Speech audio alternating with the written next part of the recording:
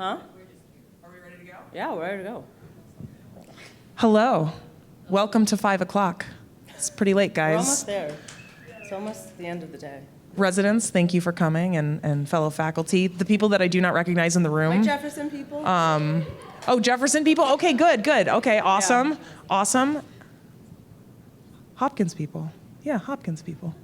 And anybody else that we don't know, thank you for coming, and we hope that this will be useful for you. So we're going to be talking about exporting your ideas, how to adapt curriculum or curricula for use in different national contexts. Wow, it's been a long day. This work has been published in BMJ Quality and Safety, and we just want to talk a little bit and be able to answer questions for anybody that's looking to export curricula, because we learned a lot of lessons when doing that in the context of adapting team steps for use in Beirut, Lebanon. I am Julie Rice. I am a director of residency simulation programs in the emergency medicine department at Johns Hopkins. I am Isha Chopra. I am currently a clinical assistant professor. Sorry, the Phoenix dry air is not for me. My Philly postnasal drip is I know, not bloodshot eyes, yeah. So anyway, just, if I choke on a cough drop, just let me die here, it's okay. It'll be more entertaining that way. I'm a clinical assistant professor in the Department of Emergency Medicine at Thomas Jefferson University. My chair is very embarrassed of me right now. We do not have any disclosures, unfortunately. No, we don't, not yet, but if anybody wants to pay us some extra money, I'll disclose you. Yeah, I'll disclose you as well. So we're going to be, like Julie alluded to, talking about how we adapted a Western-developed program, Team Steps, into a non-Western culture, and kind of how when we were determining how we wanted to implement, looking at different ways to actually view the culture in the correct lens, and what adaptations and changes do we have to make to Team Steps in order to choked up my cough drop. So it was culturally congruent. Yeah, so that it actually fit into the culture that we were trying to have it successfully adapted in. So the couple of learning objectives for you guys today, we're going to get through this quick. We're going to appreciate the importance of adapting educational curricula for use outside of original national cultural context. Understand how lessons from aviation, cross-cultural psychology, public health influenced our plan for cultural adaptation. We're going to describe the 4-stage model that we use for our cultural adaptation, based primarily on the public health impact curriculum adaptations we researched, and we're going to recognize how the 4-stage model was used to adapt Team Steps in Beirut. So is everybody here familiar with what Team Steps is? Yes, I'm seeing nodding. Anybody not familiar? Maybe no. So Team Steps is a program that was developed under a grant under the U.S. government to promote team-based care and kind of like safety, team-based safety orientation in a lot of different contexts. This could be in the emergency department, ICUs. It's often implemented in anesthesia and emergency medicine, but has wide applicability across a lot of other contexts. So if anybody has ever done a Team Steps program, it has been spread across the United States and translated into 35 different languages, so it's pretty ubiquitous, and that's one of the reasons why we really wanted to talk about it here, because there's a lot of familiarity. When you first are implementing a Team Steps program, you see this little chart once you go to your instructor training, and it says you got phase 1, phase 2, phase 3. And this is kind of like a lot of curriculum implementation. You have an assessment phase where you do a site assessment, culture survey. You determine if you're ready for whatever curricula you want to implement, in this case, Team Steps. Phase 2, planning, training, implementation, and then phase 3 is sustainability, making sure that you're monitoring the plan, you're coaching people up, you're making sure that it really sticks. So when looking at this, Dr. Chopra and I were invited to adapt Team Steps for use in Beirut, Lebanon. And we thought, well, we started doing some culture surveys, and the first thing it asked you is the culture ready? Well, they were ready, but then we started looking at Team Steps and we realized some of the things Team Steps taught, we thought may have problems when implemented into this other cultural context, because Team Steps was developed in the United States. So we started thinking like, yes, they're ready, but is this even appropriate to implement in this context? So yeah, is it important to consider national culture when adapting training programs? Yes.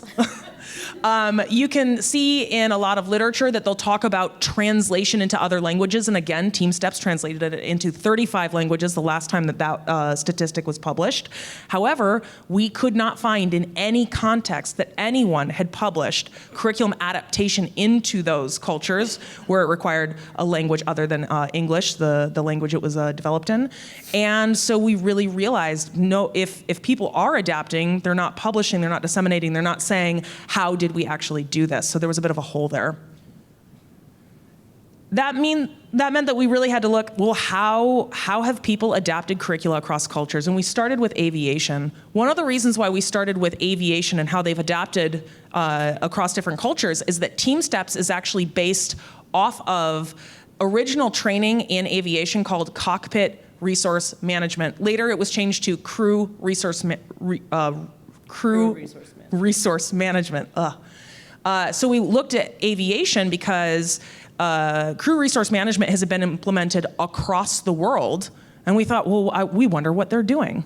So CRM really comes out of, and sorry for this distressing picture, but what is considered the deadliest aircraft accident in history was the Tenerife air disaster in 1977. I think it's about 280 people died, and this was when two jetliners crashed into each other, going towards each other on a runway. And what they found out was that many members of the crew, according to the black box recordings, in both planes realized what was about to happen, but they did not alert the captain about what was happening so that it could have been prevented. And they realized, oh my God, we have a crisis. People weren't speaking up.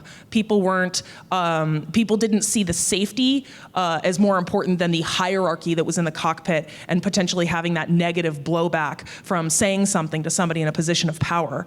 So they decided to address this with again, training. Out of that need really became what became cockpit resource management and then crew resource management. And the FAA decided, after looking at initial results, wow, this should go across the United States. We need to take this and everybody needs to get this training. So they widely implemented it across the United States.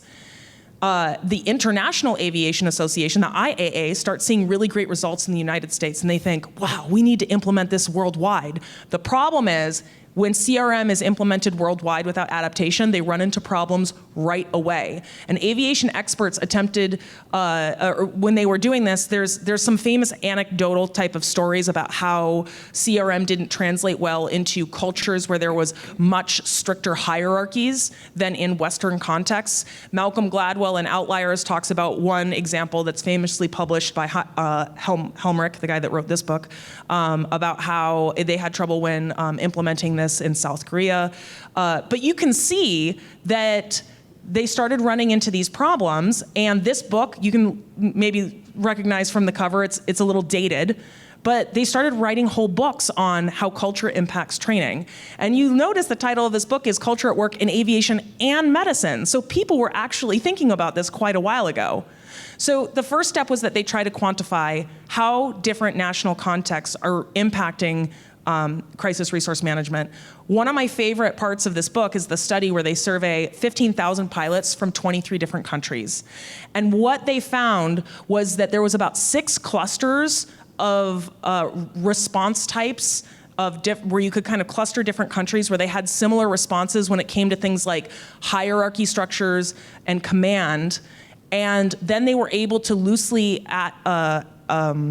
adapt CRM, so that it could be adapted and maybe implemented in that cluster, and they started finding that they had a lot better success. And of course, you always need to do individual adaptation, make sure something fits an individual site, but by having this clustered, they had a starting point that wasn't just starting with this Western developed crew resource management. So again, the national cultural differences were where cultural differences most impacted were command, endorsement of rules, and attitudes towards automation.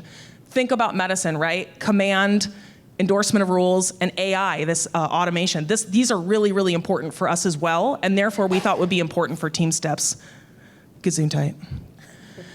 So now they account for national culture and program planning. So we saw all of this from aviation. We thought, wow, if they're already doing this and they were doing this 2 decades ago, we need to be doing this with team steps. Yeah, and I'm going to gloss through this part a little bit because we really want to spend the meat of this discussion about our program development and how we implemented it. But outside of aviation, cross-cultural psychology had already discussed the importance of cross-cultural test adaptation and looking at equivalence in target cultures from the origin culture, right? And we also see this even in like medical research, really any research, right? If you're going to use a research study, does it actually work in your patient population? Does it work in your community, or is it completely useless information to you because you have, your community is completely different, has different values, different access, X, Y, and Z, right? And then within other realms of, more controversial cross-cultural psychology. Yes, we'll say these are all very controversial theories, but they are published, they are out there, and they do impact curricula design across industries. Yeah, so Hofstede is one of them. He discussed these different, again, 6 different dimensions and how different cultures view these 6 different dimensions and kind of how it impacts their values and how they essentially look at things and interact with the world at large, right? The 2 ones that we were most interested in were power index, right? So what's the degree to which a subordinate accepts like a power distribution from someone above them? And you can see in medicine, right? You could imagine in something like team steps or in a medical resuscitation, for example, right? The ability for someone on that team to accept someone else's team leader, right, might be very different in one culture as opposed to another. And in a similar manner, what's the ability for a subordinate to speak up in order to improve patient care or point out an error or something that could impact that patient? So certainly important when we were looking to implement something like team steps that focuses on team dynamics and team communication primarily. Uncertainty avoidance was the other one that we thought was important, particularly in emergency medicine. So a society's tolerance for ambiguity or uncertain situations, because that's just the entirety of emergency medicine. You guys know that. Gelfand was another one who discussed this, tight and loose cultures, and this was really focused on a culture's ability to be flexible, right? Like how tolerant is a society going to be of cultural deviation or of deviation from the norm that they exist in? And that's especially important when you're trying to implement something new or different, right? How tolerant are they going to be of us coming in and bringing them a different way to run their resuscitations as opposed to saying like, hey, no, we do this way and this is the way we do it and we can't change it. As opposed to cultures that may be more interested in having deviations from their behavior, being open to something new so that they can improve their overall structure. Yeah, and with new tools, people are going to take risks as they're trying to learn how to do this in the clinical area. And so if they take a risk by trying to do something like better speaking up behavior, is that going to be seen by non-trained people as deviant and therefore they get blowback from that? So it was going to be really important to understand that tight versus loose culture and implementation. And then lastly, and really where we based our model on is this 4-stage model for evidence-based public health initiatives. Public health's always implementing things within communities, right? Like, of course they've got the research on this. So the 4-stage model that we are, again, focusing on is this data gathering, preliminary adaptation, adaptation testing, and adaptation trials. And you're going to see this is really the foundation of the model that we used. Yeah, so after all of that, we sat down with our collaborators. We worked very, very closely with the people on the ground, the people that knew their institution the best, and also some organizational psychologists that were in the area in Beirut. And we said, well, how do we count for national culture? So first, we want to just say a word, be proactive. No culture is right or wrong, and the messaging that we include when we are translating this curriculum from one context to another is that there's no right or wrong. So we don't say that this is correct behavior. Closed-loop communication is correct behavior. No, we taught that this is a tool that you use to improve safety within a group. And once we started reframing things as tools, we had a lot of people say, rightly so, we're sick and tired of Western doctors from Cleveland, Mayo, and Hopkins coming over and telling us what to do. We are professionals. And so it was so important for us to not look like, this white savior complex of coming into a different context and really listening to people and teaching about tools and not new correct behaviors for any one culture. We also, looking at that public health, decided to do a 4-stage framework where we assessed construct equivalence. Then we did a preliminary content adaptation of the curricula, a preliminary adaptation pilot, and then a final content adaptation and trial. Oh, no. It doesn't matter. We're going to get through this quick. So you just talked about that. So with assessing construct equivalence, so first we wanted to start with a data-driven cultural assessment. And that was primarily through first reviewing the literature on the topic, which we've mentioned, there's great literature in terms of the background of this formation, but not great literature in terms of anyone actually successfully adapting these things. And then we did quantitative and qualitative individual and group surveys of our target group. We then analyzed the differences of relevant themes, right? So Julie talked about closed loop communication. So first when we were analyzing this data, and actually even performing our surveys and interviews, we had to ask ourselves, does closed loop communication mean the same thing to us as it does in the target group? And if it does, do we really need to be spending a lot of time using it in our interviews and where we could be focusing on a different area where we could actually see differences between the two groups and then use that to adapt the team steps so that it was best implemented. Yeah, for example, we saw that closed loop communication, they totally had that. They had that. They understood it. We didn't have to emphasize that, but there were some stickier hierarchy issues just because of the nature and makeup and backgrounds of the people that were going to be taught, that we need to spend more time on things like cuss words or speaking up behaviors, being speaking up for patient safety and how you would do that and how we would frame that. So we kind of knew more where to put our attention based on this extensive interviewing that we did. Oh, too. Okay, and then preliminary content adaptation. So what we did, we drafted an adaptive initiative, again, reviewing it consistently with the stakeholders on the ground, the chair of the EM medicine, and a lot of other hospital stakeholders. We really preserved the core elements of the team steps intervention. And again, we recommend that you preserve those core elements unless you have evidence that suggests that you should drop it. And we documented all of this of what elements we thought would be dropped and what elements we thought should be promoted, because we want, if anybody else gets conflicting data in the future, to be able to look at why we made the choices that we did so that they could reverse those choices if needed. So tracking the curriculum adaptations were very, very important. We translated and back translated, making sure that everything was going to translate. Luckily, English was the preferred language there, but there were some terminology differences that we needed to make sure were clear. For example, the cuss words, it turns out that, yes, my Lebanese friend over here knows that means something totally different in their context, and so we had to change that so it wasn't referring to a piece of anatomy we didn't want everybody giggling about. Preliminary content adaptation. So we did a train the trainer model, and we piloted it with a small audience. And with those trainers that were going to train team steps in the hospital, we were very open to their input and how they wanted to adapt the curriculum, and allowed a lot of time for dissemination and before we widely disseminated it, or for revision before we widely disseminated it in the hospital. So. And then, yeah, with the final content adaptation and trial, we took whatever information we got from the pilot version of the program. So what we did was we took our trainers, and Julie and I taught them the initial course based on the feedback we'd gotten from the interviews and how we decided we wanted to adapt team steps. But then we sat them down and took feedback from that initial train the trainer session. And then we went back and then adapted our curriculum and continued to document why we were doing these things. And then those trainers went out and with that group of stakeholders that Julie talked about, then trained them with us watching and also collecting feedback. So at every phase in this program, we're constantly modifying based on the feedback we're getting from the target context.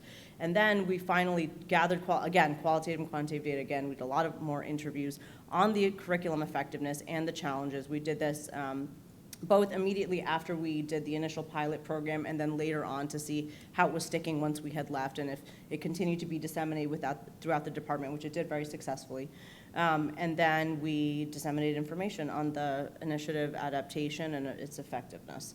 So we kind of talked about that more globally, but the most important thing of this that we took away was that disseminate your data, right? We struggled so much to see how we could be effective in adapting team steps because there really wasn't any literature out there in terms of how people had successfully done this. And we're sure that we're not the first people that did this or thought of this. But disseminating this data is really what's going to help people in the future continue to adapt what, may be a Western or non-Western developed intervention that actually is very helpful in medicine or in other contexts, and be able to successfully do that in a different target context. But you won't know that unless you see some literature or data about how it was done successfully. Yeah, and being transparent is good, and being open and vulnerable to the fact that maybe you got something wrong. Like cultural adaptation, we knew that we could potentially say something really offensive. We asked for a lot of grace, but we really, our want was for this to be effective and for people feeling that their culture wasn't being railroaded by something coming from a different context. And I think on the last slide, again, you can just see we did all the assessed construct equivalents. We did this preliminary adaptation where we adapted. You can see me teaching the group of the trainers up there. Then we also found out that the trainers weren't really comfortable teaching in the style of team steps, so we provided additional training in how to facilitate team steps, additional boot camps, and then we had our trainers do another adaptation where they presented that to hospital stakeholders, a lot of administrators, a lot of the chairs in different departments, and then got their input. Again, the final adaptation was when we could do wide dissemination and had our trainers teaching, where if Dr. Chopra and I were there, we were just over to the side in case somebody needed a little bit of assistance, but we were absolutely not featured as the experts in the room. It was the local trainers.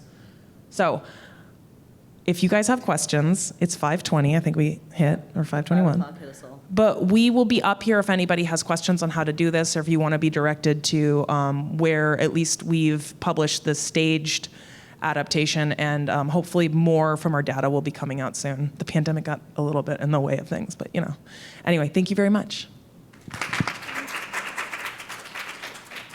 We did it.